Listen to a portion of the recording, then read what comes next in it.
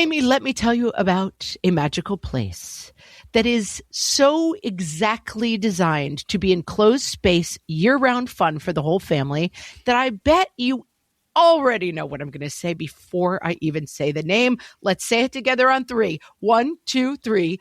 Great Wolf Lodge. You got it, Amy. My kids loved Great Wolf Lodge when we went. You probably already know that it has a huge indoor water park with a wave pool, lazy river, a bunch of massive water slides. But then your pack can hit the other attractions because, wait, there's more. Great Wolf Lodge has adventure-packed attractions like Magi Quest, a live-action game kids can play throughout the lodge, plus the Northern Lights Arcade. Spent some quality time there, so your kid who loves the lazy river and your kid who loves fantasy games will both have a great time. Great Wolf Lodge also offers great dining options and complimentary daily events like nightly dance parties, all under one roof. Unpack the car once and you're settled in to have fun. And with 22 lodges across the country, you're always a short drive away from adventure.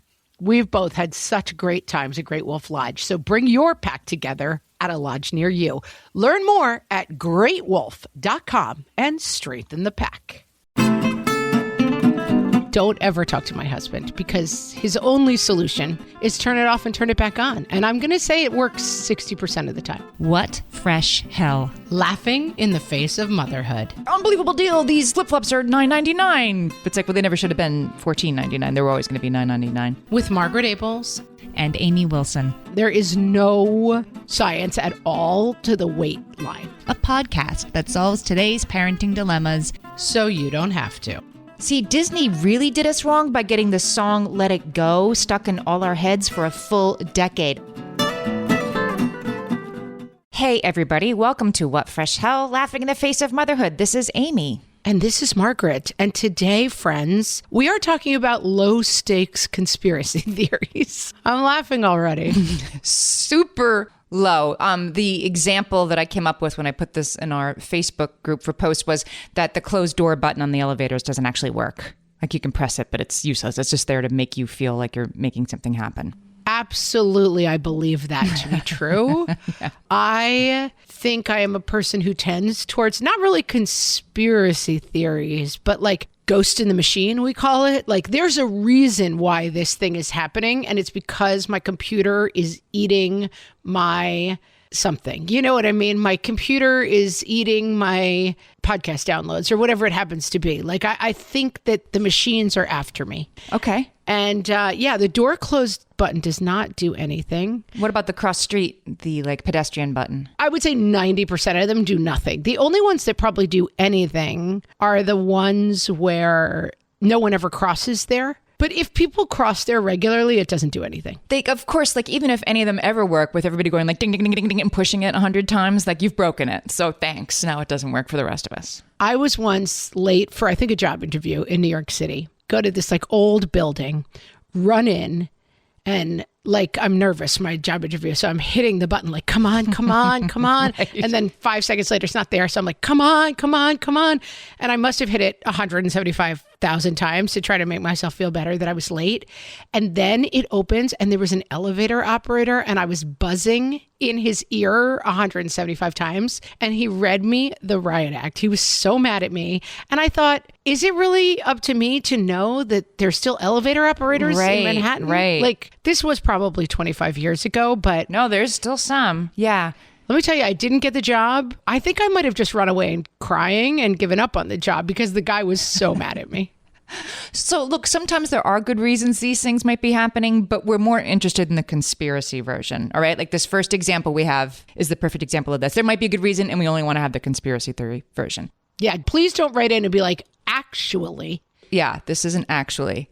So Emily came in and said her low stakes conspiracy theory is that the McDonald's ice cream machines are not actually always broken, quote unquote, always broken. They just don't want to make you. I mean, I definitely waited a lot of tables where my cappuccino machine was broken because if I was slammed in my station, I'm not making a cappuccino. It's not happening. That's Emily's belief. Heather came in and said, actually, that is due to the monopoly of the error-prone, hard-to-get-a-repair person for Taylor ice cream model that McDonald's uses in its stores. And Emily was like, the conspiracy theory is that workers just say that to avoid making ice cream cones and shakes. I think Heather's probably right, and so is Emily. They're both right. Certainly possible. As one of my young children was, I'm going to say, addicted to, just extremely invested in. I'm going to admit that we go to McDonald's on Friday nights, as we did growing up in my family. Friday night, McDonald's night. We know that. You've told us that. Yeah, you like McDonald's. People have since been really like, not people on the podcast, but people in my life are like, you go to McDonald's once a week? And I'm like, that doesn't seem that abnormal to me, but apparently it is. But we do. We go every week. And one of my kids was, the highlight of their week was the vanilla milkshake that went with the Happy Meal. And I lived and died by whether or not the ice cream machine was broken. And let me tell you, when it's broken for a month. Right. I mean, then Heather's right. There's a guy with a thing and a part and, but still, they don't feel like doing it. There is some sort of, if you Google this, there is definitely a reason why McDonald's sourced their ice cream machines from like one guy, and now the guy can't keep up with all the machine, whatever it is. I don't know what it is. So that's not true, but I'll watch that documentary when it comes out. I mean, there's going to soon be a 12-part investigative podcast about McDonald's ice cream machines. Here's a good one. Ashley says, I am convinced that resetting the Wi-Fi router does nothing. Well, let me tell you, Ashley, don't ever talk to my husband, because his only solution is turn it off and turn it back on. And I'm going to say it works 60% of the time. I was going to say it works sometimes. It definitely works sometimes. Yeah, turn it off and turn it back on. He's an engineer, and that's it. I mean, it's not just turning it off, it's the unplugging. Unplugging. Right? Like I've even seen that meme, like, are you having a bad day? Don't forget to unplug yourself. And then, how long has it been since or it's like powering down the computer. I never power down my Mac. I put it to sleep, but I don't power it down until it starts to glitch. No, you have to power it. They told me that at the Mac store. You have to, but maybe it's a conspiracy. But I do use you talked a while back on the podcast about your metaphor of the slow blinking light, that you go into slow blinking light mode. You're not off. And I say that to my husband all the time, that I'm in slow blinking light mode. And it's a great metaphor because it really says something. It's like, oh, I get it. I know what slow blinking light mode is. Right. If somebody falls down the stairs, you're available. But other than that, you're kind of asleep. Other than that, don't power me back on. I'm in slow blinking light mode. Maybe this whole month. Daz says she believes that none of the phone answering systems that say, please listen carefully as our options have recently changed, have changed any of their options in the recent past. Agree. I mean, this is 100% true. Right. They have not changed their options. What is the upside of that, though? I don't know. Right. Like what default script somewhere in 1986 said our options have recently changed? You know what I bet it is? Because I've seen on TikTok, the woman who does a lot of those voices, and she's like, you might recognize my voice. And she's like, our options have recently changed. Probably you buy in bulk the whole package and that's on there. I don't believe them anymore. No, their options have not recently changed. It's a lie. And then the other one that drives me crazy, although it's not really a conspiracy theory, this just happened to me yesterday, Amy. I was on with the bank trying to change something, and you talk to 3 different people. Somebody at work was like, oh, what did you do with your day? I'm like, I had to change my zip code at the bank, and that was 3 hours. That was my day, basically. That was my whole work day, was basically, can I change the zip code on a bank account? I spoke to 9 different people about it, and at the end of every conversation with the person who did not change my zip code on the bank, they would say, is there anything else I could do to help you? And I just don't want to yell at somebody who is just doing their job. Is just reading a script, right? Written in 1986. But I do sometimes find myself screaming, you would have had to have helped me at all for that phrase to be relevant to this conversation. Right. I'm going to circle the word else. Is there anything else I can help you with? No, there's nothing else you can help me with. You've never helped me at all. Nate says, I think airplane mode is a hoax because they don't want you texting your friends on the plane and telling them how you're not having fun. They definitely don't want you talking. They don't want you talking. I am team airplane mode. Like, please, I do not want people on their speaker phones halfway to Des Moines. I don't. Is it an Oldilocks problem that I find people talking on their cell phones so unbelievably rude? Like, I was in a waiting room the other day and one person was talking on their cell phone and I was just staring at them, mouth agape, like, right. Are we monsters? Are we just going to have, and I guess it is different than having a conversation with the person next to you. Yes, it is, because studies have shown that a one-sided... You talk 10 times No, louder? They do talk louder because you can't hear yourself, but know that the brain of the eavesdropper, the unwilling eavesdropper. You're sitting there prisoner to their conversation, that it is the eaves prisoner, that your brain must pay more attention to the one-sided conversation that you're hearing, because your brain can't help you like, okay, and so now I think the other person is saying that. Like your brain is trying to categorize the conversation as you go. If it's just two people talking about how, oh, have you ever been to Bronx Botanical Gardens? It's really lovely this time of year. You can tune it out. But if somebody's yelling that into a phone and you're only hearing one side of the conversation, that's harder for you to not pay attention to. It's more annoying. It's abject misery. It's abject misery. I just find, and I think that I want us as a society to agree that we don't have cell phone conversations in public, but maybe that's not possible. Or speaker. I mean, I ride the subway a lot, as you know. The people that use speaker phones, including like to watch a stupid video, I'm talking from like Times Square all the way into Brooklyn, like watching a tinny video on their phone. Oh, monsters. On speakerphone. I know. That's not really a conspiracy theory. That's just something I wanted to tell you that I didn't like. No. My conspiracy theory is that all people were born to annoy me, and they're doing an amazing job. Wow. They're all riding the subway. Nailing it, guys. You're nailing it. Tara Lynn says, I don't believe that the recycle bins at most stores, restaurants, and amusement parks are actually getting recycled. They put the blue bin there to make me feel better, but I suspect it's all getting tossed. I have a very bad feeling that you can do this with almost all recycling. Yes. I think that the recycling is not helping. And we want to believe it is. I went to a lecture once all about this. It was depressing. Right. Don't tell me, like, I rinse out my plastics and I think I'm being so virtuous and I love a nice big bag of cleaned out recycling every 2 weeks. I'm like, look at how I saved the world those 18 times, but it's just going to go in the garbage. Don't tell me that. Don't tell me that. I'm going to let you have that, Amy. I'm going to let you have your little sad delusion.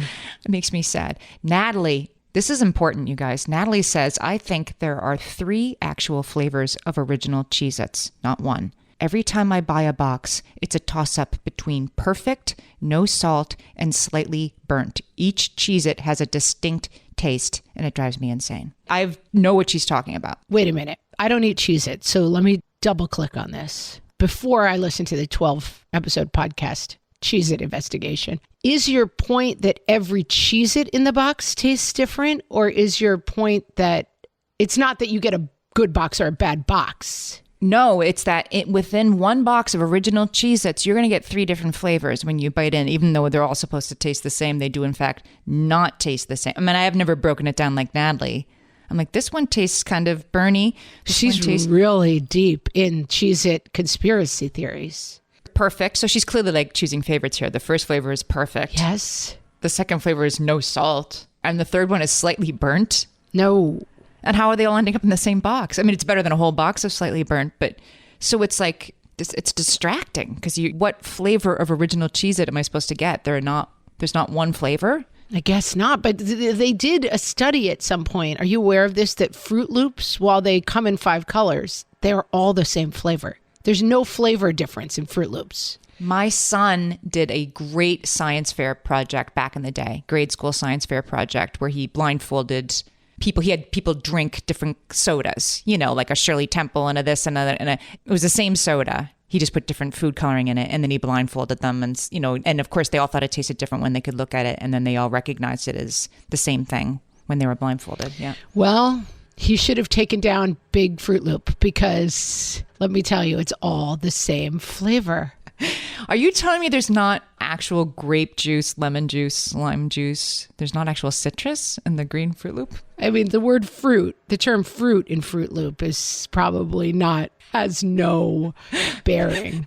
Fruit Loops. It's like when they do those studies that, I don't know, like certain foods don't have any actual, and we talked about it on the podcast with something else. Like, yeah. Just keep it to yourself. I don't need to know that Cheese Whiz has never met a dairy product. Oh, is that why they spell it differently? Maybe it is. I don't know, but I know that there's constantly lawsuits where it's like there's not enough tuna in my tuna sub from some big sandwich chain. And I'm like, I don't care. I don't go there if I want like wild caught salmon, I'm not going to, the chain. Yeah. The national chain sandwich shop. Cheez-Its is spelled with a Cheez. Yeah. So they don't need to have cheese. They have Chez. Yeah. They're not making you promises they can't keep. Right. Okay. Well, anyway. Amy, we'll be back with even more low-stakes conspiracy theories. Hellions, it's time for some spring cleaning, and I don't just mean the coat closets. Doing your financial spring cleaning can actually be super easy when you let Monarch do your financial spring cleaning for you. One dashboard that gets your entire financial life organized. No more clutter, no more mess, no more logins scattered everywhere, just accounts, investments, property, and more, all in one place. Get your first year of Monarch for half off, just $50 with promo code FRESH. Monarch allows you to look not only at what you've already spent, but also to plan for the future. With Monarch, you can set savings goals, plan for big purchases, and notice spending trends before they become a problem. I can generate cash flow reports that show me what we spent this quarter, this month, what we're probably going to spend next month, and feel prepared, organized, and knowing how to plan for the future. No more surprises and a lot more clarity. Try Monarch. Use code FRESH at monarch.com to get your first year half off at just $50. That's 50% off your first year at monarch.com with code FRESH. Amy, when I'm having a good hair day, it usually makes my whole day better. And that's why on every day, I'm taking Nutrafol. Nutrafol is the #1 dermatologist-recommended hair growth supplement brand. And it's the #1 hair growth supplement brand personally used by dermatologists. Nutrafol's hair growth supplements are peer-reviewed, NSF certified for sport, and clinically tested. Nutrafol offers multiple formulas for men and women, tailored to different life stages and lifestyle factors, so you get support that's actually right for you. Adding Nutrafol to your daily routine is easy. Order online, no prescription needed, with automated deliveries and free shipping to keep you on track. Let your hair be one less thing to worry about. See visibly thicker, stronger, faster-growing hair in 3 to 6 months with Nutrafol. For a limited time, Nutrafol is offering our listeners $10 off your first month subscription and free shipping when you visit Nutrafol.com and enter promo code LAUGHING. That's Nutrafol.com, spelled Nutrafol.com, promo code LAUGHING. Tiffany says gum is designed to lose flavor quickly, so you have to get more gum. I feel like this is more and more true. These days, if I put a piece of gum in my mouth, 20 seconds later, I'm like, where can I spit out this flavorless wax? Well, speaking of Fruit Loops, they recently discontinued a gum called Fruit Stripe gum. It had a zebra on the packaging. I loved This is from back in our day. Yes, I'm getting joy chills, yes. I was involved in a lengthy Facebook debate about the death of Fruit Stripe gum. Many people taking the position that Fruit Stripe gum was just like wet cardboard with a hint of a flavor that lasted 8 seconds. And I was like, correct. And we loved it. Like, I don't know why it was so wrong and so right, but nobody is saying Fruit Stripe gum was good. We are going to miss it. Fruit Stripe gum, that is a throwback. And so is the game Operation, which I think is still around. But remember the game Operation? Kristen said that electroshock therapied the people who played it into not seeking medical attention for minor ailments and injuries in the future. Wait, explain this one to me. It was teaching you not to seek medical help because... It was giving us electroshock treatments to decondition our pain receptors for minor... Oh, I love this one. It's so great. I hope Operation is still around. That was the greatest of all the games. Yes. I mean, what were we doing? It was electric. You're using like little tweezers to pull out his bones. Yeah, his funny bone, specifically. All the different parts of him. It takes a very steady hand. And then you get like, you get like the minorest of shocks if your little tweezers touch the side. Well, I don't think let me stop you there because I have to speak in behalf of Operation. It did not actually shock you. It just made a loud noise. Oh, it didn't actually like buzz your hand? I guess it didn't. No, it did not actually injure you.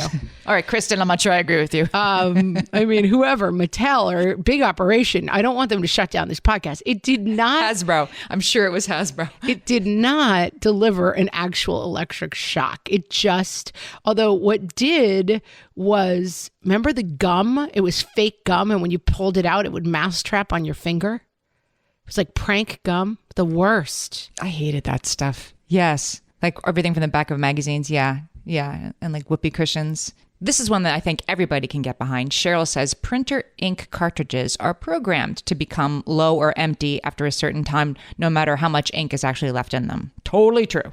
You can print like 25 more pages when it says you need to change the ink. I mean, there is a term for this, which is planned obsolescence. And it's right? I mean, how many computers have I had where it breaks and I'm like, oh, when was the warranty up on this? And I look and it was 6 weeks beforehand. Like 72 hours, right? They must be planned to explode the minute the warranty is up on them. So you have to go get a new one.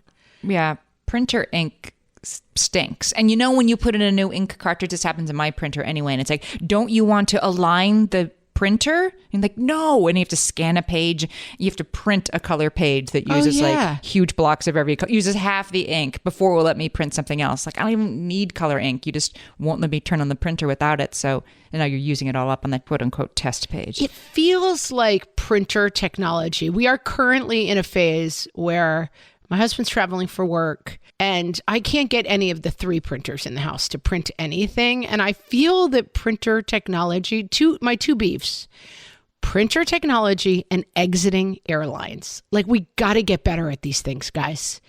We've been doing it the same horrible way forever now. And it's time to figure out a better way to get off the airplane. And it's time to figure out a working printer. That's my low stakes conspiracy theory, is they're not really doing anything up there. That weird, like, you get to the gate and then it's like, let's just all stand around while you do whatever. They're not doing anything. They're like, let's see how long we can stretch this out. Yeah, stall. Right. Don't open the door yet. Yeah. What are they doing up there? What are they doing up there? Oh, there's so much with airlines that's like, I'm afraid we can't allow you to. I was recently on a flight, got on kind of having to use the facilities, which is not a great idea. Having had 3 children at my age, when it's time to go, you should go. But I was like, I got kind of settled in my seat. I'll go when we take off. Then, of course, we hit hour and a half of bumps, seatbelt signs on. And then they start serving drinks. And I said to the flight attendant, sir, I am going to the bathroom. Like, at a certain point, it's just a question of where this is happening. You've been a citizen of the plane for long enough. Right. Good citizen. Yeah, and you're serving drinks. Like, I think the danger is not so epic that I can't get to the bathroom. And he said, well, I'm not going to say it's okay, but no one's going to tackle you if you try to use the bathroom, basically. And I think a lot of that is like, we don't need people wandering around right now. Keep them in their seats. Right. Just sit down. Yeah. Seatbelt sign is still on for reasons. For mysterious reasons. Stacy says she doesn't think hungry hippos are actually that hungry. That's a lie, Stacy. I've seen those things eat those pellets. They're hungry hippos. I saw a meme. I got to do this like at our next Thanksgiving or something. It was like all big kids doing this real life hungry. Yeah. Like you're wheelbarrowing like your brother or whatever, like picking up his legs and he's got to like walk into the center of the room and like pick up something with his mouth. It's really funny. Google real life hungry hippos if you need an afternoon laugh. Kate says, most chapstick is actually made to make your lips more dry after 7 minutes. It's true. There is studies about this, that using lip balm makes your lips drier. Do you feel like all of them? I feel like there's certain ones I won't use. No, I think it was certain ones. And I don't think chapstick was actually implicated in it. But right, there are certain things, like you train your body not to produce lanolin or whatever the thing is that moistens your lips. Yeah, chapstick is getting the blame here, but it's being used as the, like, what's the word for the thing? Xerox, yeah, Kleenex. Yeah, the Kleenex, that it comes to mean It's the generic word for it, yes. It becomes the name for the category.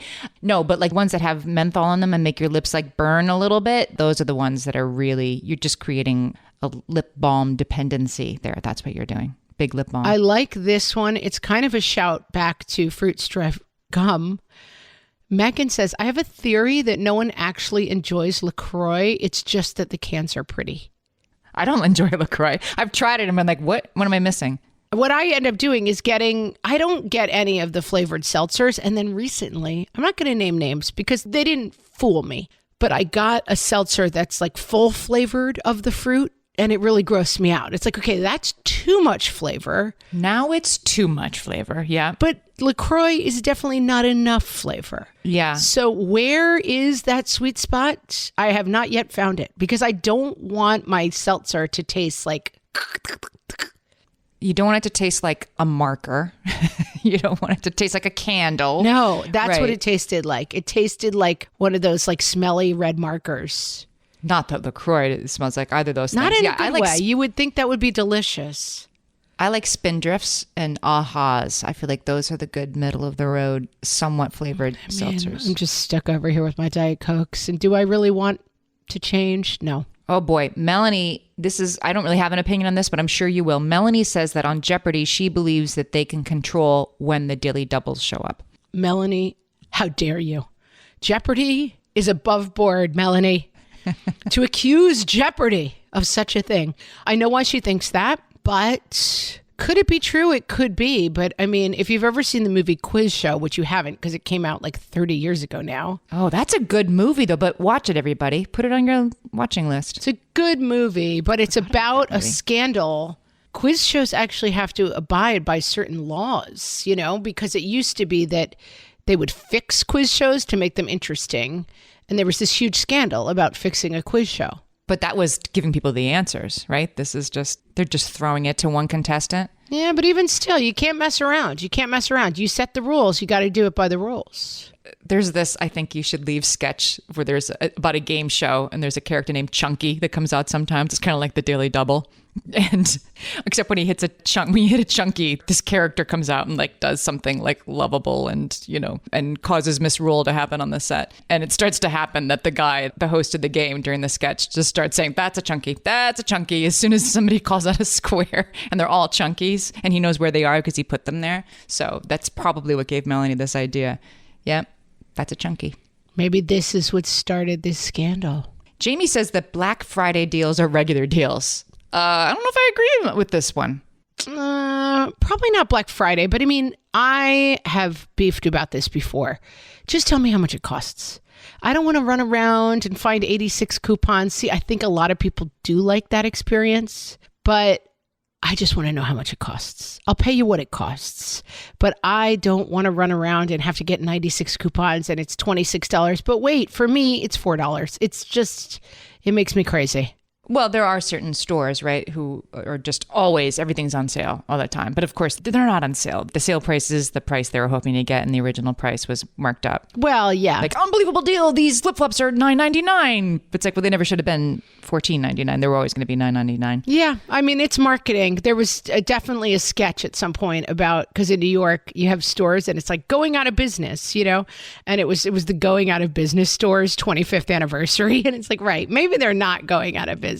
You just want to feel like they're going out of business. I had a store like that in my neighborhood I live in New York City. I've lived in my apartment for almost a decade now. Anyway, right after I moved in, a very, shady store with a bunch of stuff that fell off a truck, it looked like, spray painted on a sheet, going out of business. This was how they literally opened their doors, with a spray painted sheet that said going out of business, even though it was their first day open.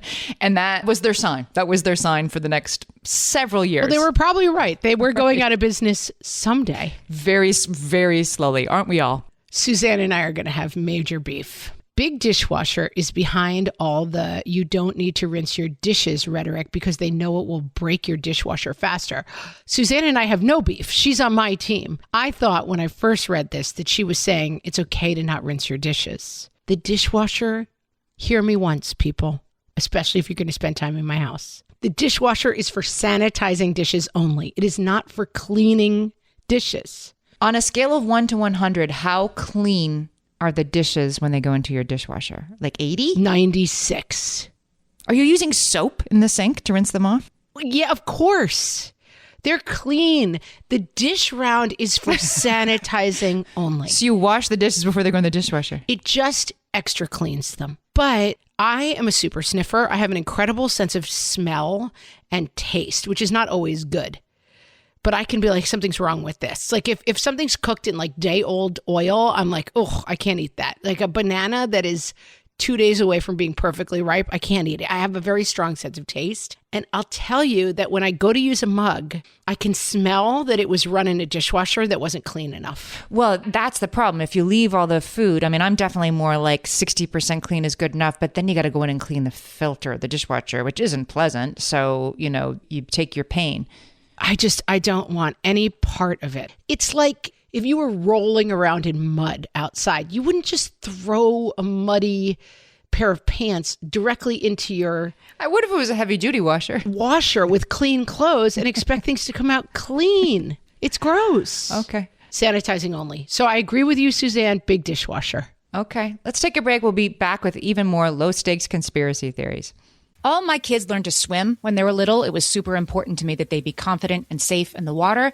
There was only one problem with that: taking them to swim lessons. I mean, the pools were freezing. There were always cranky adults doing laps right there. And it was definitely not, for any of us, what you would call fun. Amy, heard. But now there's Goldfish Swim School. Goldfish takes a really thoughtful approach to swim lessons, combining research-based teaching with a warm, kid-friendly environment that actually helps kids thrive in the water. Every detail at Goldfish is thoughtfully designed to create a golden experience, from shiver-free, warm indoor pools to comfy waiting areas for parents to professionally trained lifeguards on deck. Goldfish uses an approach called the science of swim play, which combines guided play with proven teaching techniques to help kids learn to swim, build water safety skills, and gain confidence, all at their own pace.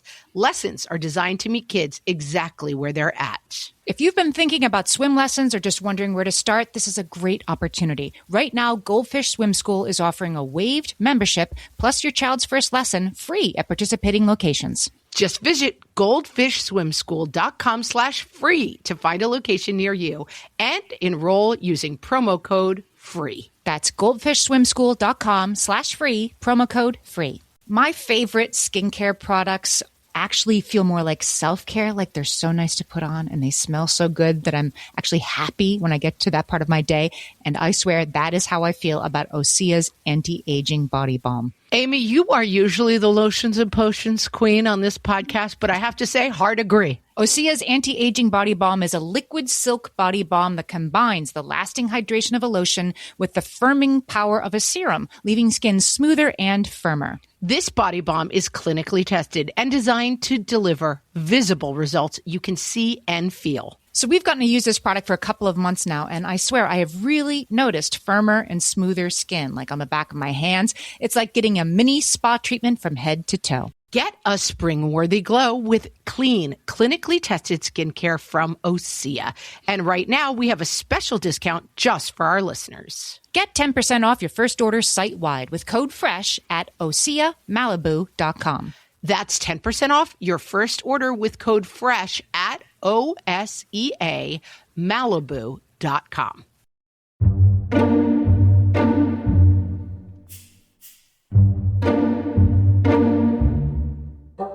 And now, why moms don't bother with conspiracy theories. From the What Fresh Hell podcast. Bigfoot is real. As the mom of teenage boys, I have enough big, loud, hairy beasts walking around on the regular. Finding yet another, possibly imaginary one in the woods is of little to no interest for me. We are being implanted with 5G chips so the government can keep track of us. Okay, listen up, government. I make breakfast, then 2 drop-offs, then work, then laundry, then pickups, then cleaning, then dinner, then bedtime stories, then ill-advised Netflix binging. Literally every single day. There is no need to track me. Just go ahead and take me off your list. The moon landing was fake. If it's not too much to ask, can the folks who faked the moon landing please come and fake my kids' next several birthday parties? They do good work. That thing looked real as heck to me. Disney created Frozen to hack the Google algorithm and distract people who were searching about Walt Disney being frozen after his death.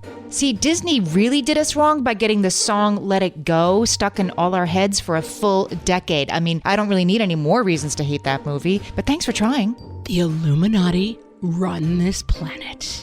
Can the Illuminati help me find my son's missing soccer cleats? It would really free up some time for me and would help save me like $125. Thanks, secret overlords. This has been Why Moms Don't Bother with Conspiracy Theories. From the What Fresh Hell podcast. Jamie says no giveaways are actually picked at random. I mean, this is going back to the Daily Double theory, but this is probably true. I mean, you see that kid up there with the fishbowl, you know, pulling out the winner at the holiday party. Come on. They're fishing around for something. They're throwing the game one way or the other. Yeah, I wouldn't say none, but I would say I cast a very gimlet eye on the grab bag.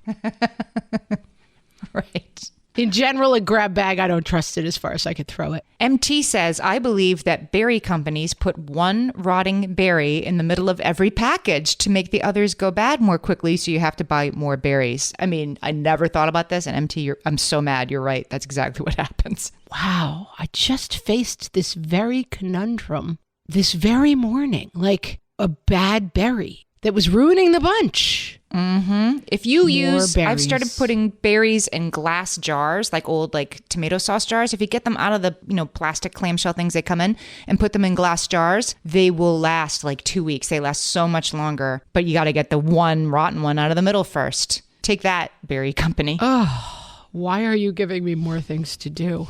That's not nice. Sophia says, I think Costco parks fake cars in the parking lot because I've never seen the amount of people inside match the amount of cars in the parking lot. I'm going to tell you that I worked at a big chain restaurant for 1 or 2 years, and this was true, that we definitely always created scarcity. It was supposed to be that there was always a line outside to get into the restaurant. And so even when the restaurant was empty, we held the line. I mean, they did. I mean, of course, the waiters and waitresses were screaming and being like, wait a minute, this doesn't make sense. We want to wait on tables and make money. But we just recently saw this. I was in Chicago walking down what do they call it? Miracle Mile, Miracle Mile, I think. Yeah. The fancy part of Chicago, Michigan Avenue. And there were 2 different restaurants that had a line outside. And then when you looked inside, they weren't that busy. And I thought, they want people to think that their store is so popular that there's always a line to get in. And then what they'll tell you is, well, we just sat a bunch of people, so we don't want our staff to get slammed. We have to, seat people quite calmly to make sure that the staff doesn't get overwhelmed. Lies. All lies. I have a related restaurant theory, which is that they always say it's like a 15, 20-minute wait without even looking, that's just what they say, right? Because if it's shorter than that, then you'll be like, you told me it was a 5-minute wait and it's been, 12 minutes. And if it's longer than that, then you'll just leave. So they tell you the amount that is just long/short enough that you're willing to wait, and it buys them time. That you're willing to. I believe that's true. I will say, having worked in a lot of restaurants, the science behind the wait time, you might as well just throw bones on the floor and try to read your fortune from them. There is no science at all to the wait line, because what ends up happening is people have a check on their table and they stay for another 40 minutes. Right. And then other people look like they're halfway through the meal and they're like, we have a play to catch. Just bring us our check and we'll stand up the second we're finished eating. It's very hard to know when people are leaving a table. Maybe they should ask you. I mean, that would be considered very rude, and say European companies how long do you want to sit here? But this just happened to me. I just a week or two went out to lunch with my sister. She made a reservation. We get to the restaurant and and on time, P.S. And they were like, oh, well, you can have the table, but we're going to need it back in an hour. And we were like, okay. She had to get to school pickup. We weren't going to be that long. Cut to, it's an hour and 15 minutes later, and she does have to get going to pick up, and we cannot find somebody to bring us the check for love or money. They just sort of said that. So there you go. They don't know what they're doing. This is a COVID thing that they kind of introduced, and I think the restaurants wanted to keep it, which is you can have this table for 90 minutes. How that was related to nobody getting COVID, I can't even remember what the theory was. I guess the idea was if you have COVID, the longer you stay, the more people you're going to give it to. But it made no sense, let's be honest. Right. But I think some restaurants, I still will see on a reservation every once in a while, you have a 7:30 reservation for 90 minutes or something like that. And I think restaurants would love to have that because they can't do the flip side of it. They can't say to people, you got to leave now because we've got people waiting. But as just a general public service announcement from a restaurant person, please look around and don't linger at a table if it's, 8 o'clock and you've eaten already. Just go somewhere else, get dessert somewhere else, go to a bar, have a drink. Get out of my table. If there's a real or fake line outside. This is what was funny. Like when they needed the table back, nobody was bringing us the check. And P.S. the restaurant was empty. Like this idea that they needed the table back for some, reason of another person needing it. It was not coming to be. Special reason. They were rude for no reason. Yeah. It was like the front of the airplane again. What are you talking about? If I linger at a table, I almost always say to the server, do you need to turn this table? Because I'm like, and they'll say, no, you're my last table of the night. I'm like, okay, then we'll sit and relax for a minute. But if you're waiting for another shift, I'm getting out of your hair. Jamie says that the top sheet on a kid's bed is a scam. Brought to you by like Big Linen. Oh, I haven't used it. Big Sheet Company. Big Sheet. I believe that the top sheet plays no role in my life at all. I am a comforter on top of a bottom sheet person. There's no room for a sheet in my life. I don't interact with a sheet. This goes so opposite to me, but like how often do you wash the duvet cover on the comforter? I don't know. Once every 2 weeks? Once every 2 weeks. Okay. Yeah. That just seems like a lot of work to wash I'd rather have a top sheet than take the comforter cover off and then put it back on the comforter cover. Like that's the worst thing that ever happened to me is getting those covers back on. I don't have a comforter cover. I just stick the whole thing in the washing machine. But my husband does use the sheet. So we do keep a sheet on our bed. But if it was up to me, my bed would be bed sheet, comforter. I don't need a sheet. I don't like the way it feels. I like the comforter cozy on me, not a sheet. This makes sense. But if you had a duvet cover that you had to wash with any regularity, then you'd be like, I need a top sheet. Because then that makes it like we wash our duvet covers like once in a while because there's a sheet between you and it. So it doesn't need to be like, your whatever comes off you when you're sleeping that I'd rather not think about is not on the comforter. I don't know. I don't get grossed up on my comforter. It feels permanently clean. Maybe you're right. I don't know. Like it's just touching my legs. It's not like it's getting up to any business on there. Like the hard part of making a bed is a fitted sheet and just the top sheet is like, sure, I guess. But people who hate them really hate them. Yeah. I mean, if it was up to me, I would not interact with a fitted top sheet at all. But my husband, I run cold and he runs hot. And so he likes to be under the sheet. We just split. He takes the sheet. I take the comforter. Bada bing, bada boom. We're done. Happy marriage. Shelley says that Mother's Day is in May in the United States because of all the plant growers and florists, presumably. I mean, maybe. I mean, all that's true. And also all of our major holidays coincide with the equinoxes. And that's also true. Or unless they were completely made up by greeting card companies, right? Like Grandparents' Day. That's not a real holiday. But I mean, Christmas, Easter, Hanukkah, all the major Passover, all the major holidays are co-opted equinox celebrations that we now celebrate as religious holidays. And yes, Mother's Day. I wonder if Valentine's Day has something like that, like why it happens when it does. It must. Maybe it's just because it's the middle of February and it's like darkness and everyone needs something. Yeah. St. Valentine's, like, I'm not really sure what candy, in parties in second grade had to do with wearing red. Had to do with me, but thanks, everybody. He's like, but thanks, everyone. That's exactly what he's saying, Amy. Well, friends, we've cracked the code on a host of very, very low-stakes conspiracy theories here. We didn't even get to the fact that Dippin' Dots is not the ice cream of the future. Although it's not, let's be honest. Never was going to be, and indeed, it is not the ice cream of the future. It's not. Nope. Stop trying to make that a thing. Nope, it's not. If you loved this show, if you love What Fresh Hell, and you want even more of it in your life, consider signing up for What Fresh Hell Plus. When you sign up for What Fresh Hell Plus, you can keep listening to our podcast wherever you usually listen. You don't need a new app or a new thing, but you get all of our episodes ad-free, plus monthly bonus episodes. This month's was about how we travel. Next month, I mean, it's going to be, I don't know what. It's going to be something. We really do non-parenting things, as if this one was so parenting related, but like really non-parenting related, super fun episodes. So we'll put the link in the show notes. You can sign up for What Fresh Hell Plus in just a couple of taps. It's $4.99 a month, $39.99 a year, and we really appreciate it. Thanks for listening, friends. And with that, we'll talk to you next time. So long.